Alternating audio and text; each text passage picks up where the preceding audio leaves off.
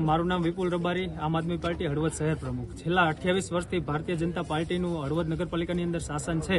આ શાસન દરમિયાન એ લોકો જે હળવદની જનતાને પાયાના જે જરૂરિયાતો છે એ નથી આપી શકી, એ સુવિધા આમ આદમી પાર્ટી દિલ્હી અને પંજાબની અંદર જે જનતાને આપે છે એ સુવિધા દેવા માટે અમે આ વખતે આમ આદમી પાર્ટી અહીંયા ચૂંટણી લડી રહી છે। અને સૌ પ્રથમ વખત યુવા અને શિક્ષિત ઉમેદવાર સાથે અમે આજે પ્રથમ 2 ઉમેદવારોની ઉમેદવારી પત્ર રજૂ કર્યું છે અને હજી આવનારા દિવસોમાં અમારા દરેક 7 વોર્ડની અંદર ઉમેદવાર ઉભા રહેશે। મારું નામ એડવોકેટ ધવલકુમાર ગણેશભાઈ સોલંકી છે। આજે મેં આમ આદમી પાર્ટી તરફથી મામલતદારની અંદર ઉમેદવારી પત્રક રજૂ કર્યું છે અને હળવદ નગરપાલિકાના તમામ નાગરિકોને અમારો સાથ અને સહકાર આપવા નમ્ર વિનંતી છે। બોલો ભારત માતાની જય।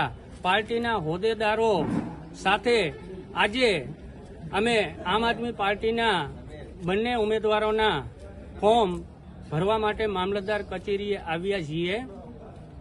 આ તકે મીડિયાના મારફતથી હળવદની જનતા, ગુજરાતની જનતાને અને દેશની જનતાને એક સંદેશ આપવા જઈ રહ્યા છીએ કે સૌ પ્રથમ આમ આદમી પાર્ટી નગરપાલિકાની ચૂંટણી હળવદની અંદર લડી રહી છે।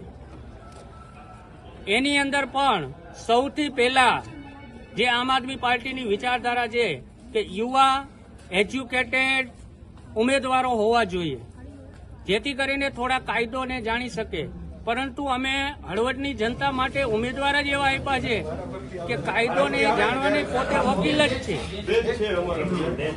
LLB કર્યું છે એવા સોલંકી અમારા ધવલભાઈ અને હળવદના વેપારી, ગમે તે શહેરનું જે હૃદય ગણાય, વેપારી એટલે હૃદય, શહેર ધમધમતું હશે તો એને ધમધમતું રાખવા માટે વેપારીઓની જરૂર છે, કારણ કે આજુબાજુના ગામડામાંથી દરેક વર્ગ ખરીદી માટે આવતો હોય છે। તો વેપારી પેનલમાંથી અમારા હર્ષભાઈ પંચોલીએ ઉમેદવાર કરી છે। તો અત્યાર સુધી ઘણા લોકો અમને એમ કહે છે કે હળવદ નગરપાલિકાની ચૂંટણી તમે લડો, તો એને માન અને સન્માન સાથે અમે સમર્થકોને વધાવીએ છીએ અને અમે શરૂઆત કરી છે કે યુવા એજ્યુકેટેડ અને વેપારી વર્ગના ઉમેદવારોને લઈ અને અમે તમારી વચ્ચે આવશું। અમારે શું કામ આવવું પડ્યું છે?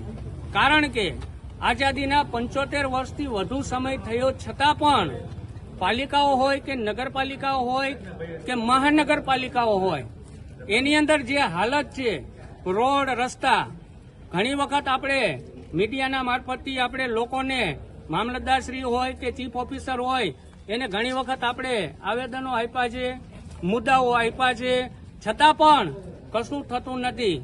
તો આ જ રીતે આમ આદમી પાર્ટી દિલ્હીની અંદર ઉભરી આવી હતી કે ભાઈ લોકોના કામ થતા નથી, જ્યાં જુઓ ત્યાં ગંદકીના ઢગલા છે, જ્યાં જુઓ ત્યાં પાણી નીકળે છે, ગટરો ઉભરાય છે, રોડમાં ખાડા છે।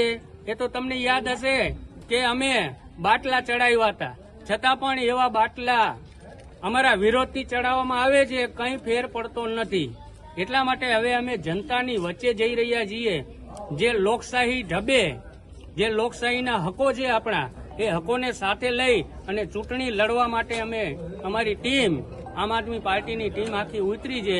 તો હળવદની જનતાને વિનંતી છે કે આવા યુવા અને એજ્યુકેટેડ ઉમેદવારો જો તમારી વચ્ચે લડવા આવતા હોય તો એને વડીલોએ આશીર્વાદ આપવા જોઈએ, યુવાઓએ ખંભે ખંભો મિલાવીને સાથ આપવો જોઈએ।